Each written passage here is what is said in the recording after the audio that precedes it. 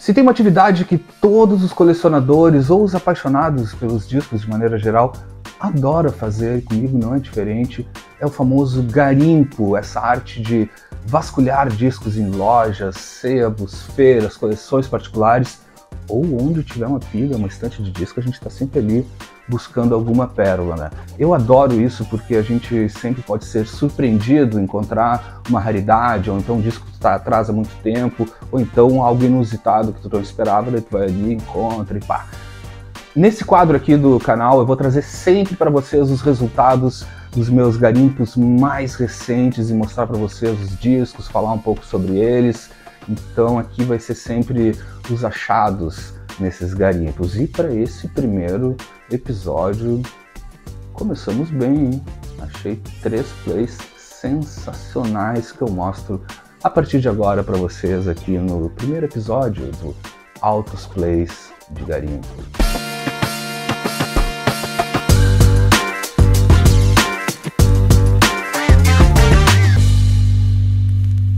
E a primeira pérola que eu trago para vocês é esse disco aqui, Larry Coryell and the 11th House at Montreux, disco lançado em 1978, gravado ao vivo nesse famoso festival, o Festival de Montreux, que acontece na Suíça há muitas décadas, né? Um dos festivais mais famosos ou mais populares na história do jazz e na história dos festivais como um todo, que acontece nessa belíssima cidade de Montreux, na Suíça, nessa paisagem que inclusive ilustra a capa e a contracapa à beira do lago Le Mans, na Suíça. Certamente deve inspirar muito não só os músicos, como também o público que participa do festival, né? Unido boa música e belíssimas paisagens, né? Por que não? Coisa linda. Disco então lançado em 1978, porém foi gravado, esse show que está nesse álbum é de 1974, então com Larry Coryell and the 11th House. Larry Coryell, para mim, um dos meus guitarristas favoritos, um dos pioneiros, a gente pode dizer assim, do jazz rock ou do jazz fusion, como você preferir chamar ali, esse movimento mais do final dos anos 60, início dos anos 70, que ganhou muita força, principalmente pelo Miles Davis, né? De maneira bem superficial, assim, o jazz rock e o jazz fusion pode ser considerado aquele momento onde o jazz começa a trazer instrumentos elétricos, né, como a própria guitarra, baixo elétrico, diversos teclados, sintetizadores e tal, fazendo literalmente essa fusão que muita gente então chama de jazz rock ou de jazz fusion. Sensacional. Larry Coryell é da mesma escola de outros guitarristas também desse período, como o John McLaughlin, do Mahavishnu Orchestra, também o Al Di Meola, então essa turma toda de pioneiros. O Larry Coryell começou a carreira com alguns álbuns solos no final de 68, 69, então em 1973 ele forma essa banda, The 11th House, junto com um time sensacional de músicos que eu vou trazer aqui para vocês agora. Então tem o Larry Coryell na guitarra, Michael Lawrence no trompete, sensacional, o tecladista Mike Mandel, baita tecladista, tocando sintetizadores, Fender Rhodes e tal, e um tecladista, ele é cego de nascença e tal, músico, uma performance inacreditável, assim. Tem ainda o Danny Tryfan no baixo, e na bateria outro grande pioneiro também da bateria do jazz rock e jazz fusion, Alphonse Mouzon, junto com o Billy Coban, são considerados os pais da bateria jazz fusion, e ele tá junto nesse time, nessa banda então formada pelo Larry Coryell. Discão que saiu então em 1978, tá aqui, olha só, coisa mais linda, disco inteirinho, novinho. Essa edição inclusive que eu garimpei, edição francesa, lançado em 1978 pelo selo Vanguard. Essa prensagem saiu na época somente nos Estados Unidos, na Inglaterra, na Alemanha, na Itália, no Japão e na França. E agora está aqui comigo em Porto Alegre, Brasil, essa edição de 1978. Ele voltou a ser reeditado, veja só, somente em 2021, numa das edições do Record Store Day. Esse disco então foi reeditado, antes só tinha essa prensagem, essa tiragem de 1978, saiu em CD, se eu não me engano, em 91 ou 92, também tem uma edição em CD, mas em vinil só tinha essa edição de 1978 e agora, mais recente, em 2021, foi relançado, reeditado durante o Record Store Day de 2021. Larry Coryell é insuperável, assim, eu acho que é um dos guitarristas que, pelo menos para mim, é dos mais criativos e eu gosto muito, acho que ele conversa, né, diferente dos outros que eu já citei, o John McLaughlin, o próprio Aldi Meola e tal, eu acho que dentro do Jazz Fusion e do Jazz Rock, ele traz um pouco mais de, talvez leveza, não sei se é exatamente essa palavra, assim, mas é um guitarrista mais limpo, conversa talvez mais com o jazz tradicional, a guitarra do jazz tradicional, de Wes Montgomery, por exemplo, do que com o rock propriamente dito, mas quando ele resolve sujar, ele suja e suja muito bem. O Larry Coryell, nos anos 70, foi um guitarrista muito popular, né? Não só com o The 11th House, essa banda que durou de 73 até 1976, tá? Tá aqui esse disco. O Larry Coryell foi muito popular, principalmente, até vou mostrar para vocês, talvez um dos discos instrumentais mais famosos de guitarra também. Tá aqui o Twin House, lançado em 1978, o mesmo ano onde foi lançado esse disco, mas a banda já não existia mais aqui não, né? O Elephant House durou até 1976, esse disco saiu então em 1978, provavelmente, inclusive, muito puxado esse lançamento, né, pela Vanguard, com a banda já tendo terminado, por causa desse disco aqui do Larry Coryell com Philip Catherine, que é um dos discos mais populares de duos de guitarristas, né? Tanto o Philip Catherine quanto o Larry Coryell estouraram no mundo inteiro. Esse disco saiu, essa aqui inclusive é uma edição brasileira que eu tenho há muitos anos, um dos meus discos favoritos de duos de guitarristas. Aqui nesse álbum, ele traz então uma apresentação ao vivo, mesclando algumas faixas que já aparecem nos álbuns dele que vem na sequência. Então ele tem 4 álbuns com o The 11th House. Tem uma curiosidade, ele abre, né, o Larry Coryell, ele também é um cara que não só na guitarra, mas brincava no melhor sentido da palavra, com violões, né, tanto violão elétrico quanto violão acústico e tal, e ele abre esse show, olha que diferente, que bacana, que curioso, ele abre interpretando somente no violão uma improvisação em cima do prelúdio número 4 de Heitor Villa-Lobos. Sim, o nosso querido Heitor Villa-Lobos está aqui abrindo esse álbum que abre então esse show do Larry Coryell and the 11th House at Montreux. Para quem gosta de guitarra, quem gosta de jazz fusion e tal, não tem erro. Larry Coryell and the 11th House, pioneiros no jazz fusion. Recomendo. Baita achado nesse garimpo aqui. Tô faceiro pra caramba aqui, ainda mais uma edição novinha. Tava me esperando desde 1978 essa edição. Agora tá aqui comigo, tô muito feliz. Larry Coryell, vai atrás que não tem erro.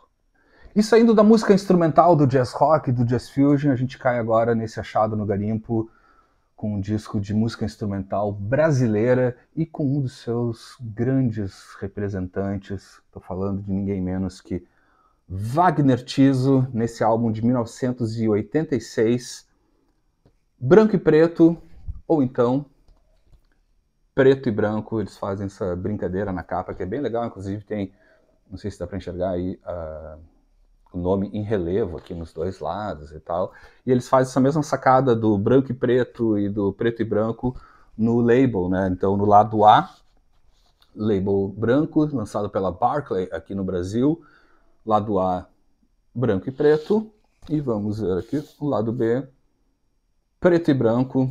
Então esse álbum do Wagner Tiso, lançado em 1986, vamos lá, tentar ser rápido aqui, porque falar sobre toda a obra do Wagner Tiso certamente dá um outro vídeo, se vocês quiserem. Inclusive eu posso trazer mais informações em outro momento aqui no canal, mas vamos lá, que aqui eu estou só mostrando algumas pérolas desses garimpos que eu faço por aí. Esse garimpo então já está sensacional, começou ali com Larry Coryell and the 11th House, depois achei essa grande pérola da música brasileira, esse músico incrível, Wagner Tiso, famosíssimo principalmente pelo trabalho dele com o Clube da Esquina, Milton Nascimento, Som Imaginário, um dos maiores arranjadores na música brasileira, gravou com muita gente, e principalmente nos anos 80, ele tem uma discografia solo bem extensa, ele tem muitos discos lançados do final dos anos 70 para os anos 80, então ele teve uma obra muito bem gravada nesse período, tem muitos álbuns, principalmente nos anos 80, do Wagner Tiso, muita coisa de música instrumental, algumas coisas cantadas também. Esse aqui também tem uma das faixas, tem a participação inclusive da Nana Caymmi fazendo as vozes, e outros grandes músicos. Vou mostrar aqui também para vocês, disco inteiraço, baita achado no garimpo também, ó, tá novinho o disco. Vem também com encarte maravilhoso, eu adoro quando vem um encarte, principalmente como esse, que traz toda a ficha técnica, todas as informações. Então aqui, ó, tá ali o belezão, Wagner Tiso reposando no seu piano e tal. Do outro lado, como eu falei, ficha técnica super completa, com cada músico, cada pessoa que participa das faixas.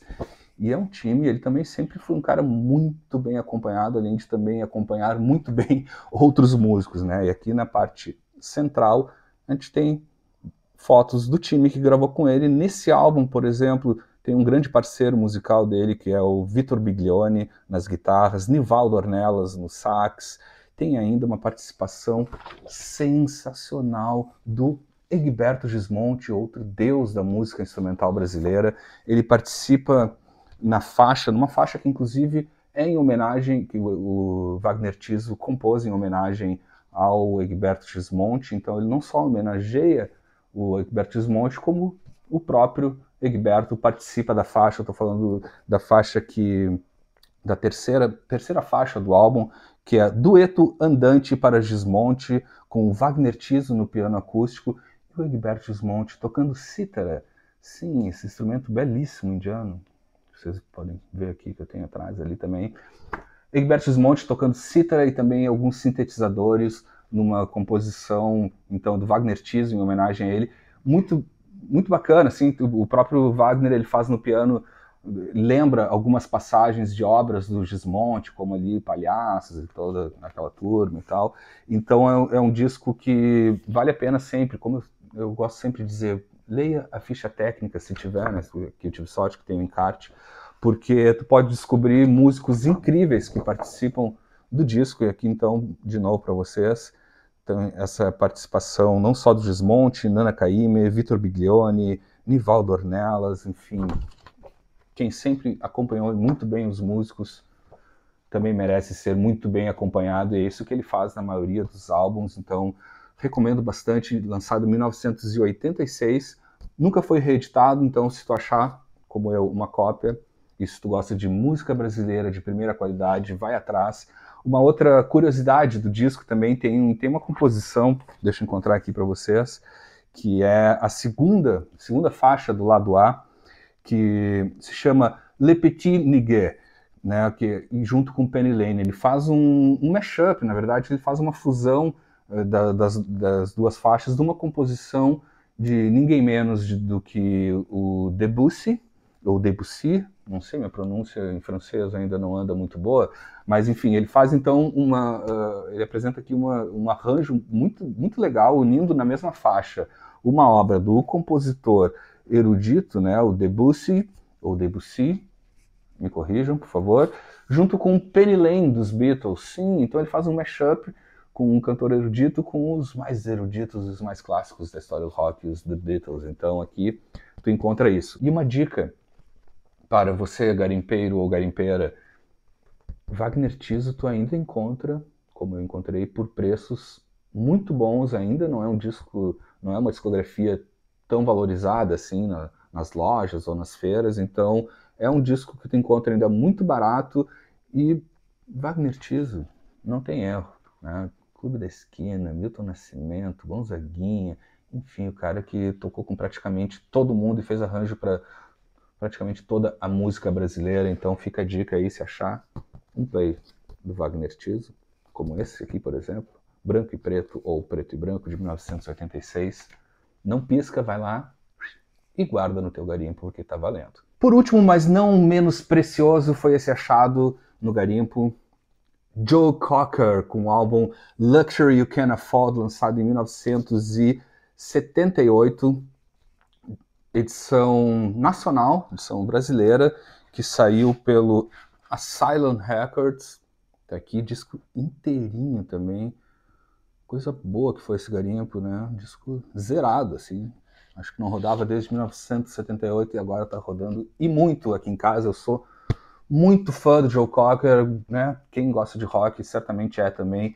Para mim, um dos maiores, um dos grandes intérpretes do rock, um cara que tem uma assinatura na voz e nos arranjos, transforma canções, algumas inclusive fazem mais sucesso com ele do que nas versões originais, né? Aqui nesse disco não é diferente, ele também traz verdadeiras pérolas. Então, deixa eu mostrar então para vocês de novo mais detalhe aqui. A capa, contracapa, ali arrumando a gravata, fumando um cigarrão, e também veio com um encarte, onde ali também ele já tá muito doido, assim, com uma carinha de anjo ali, ó, pá, já tirando a farda toda, e do outro lado vem a ficha técnica completíssima, e não é qualquer ficha técnica não, assim, esse é um dos casos que tá na dúvida, assim, porque o Joe Cocker também é um cara que tem uma discografia enorme.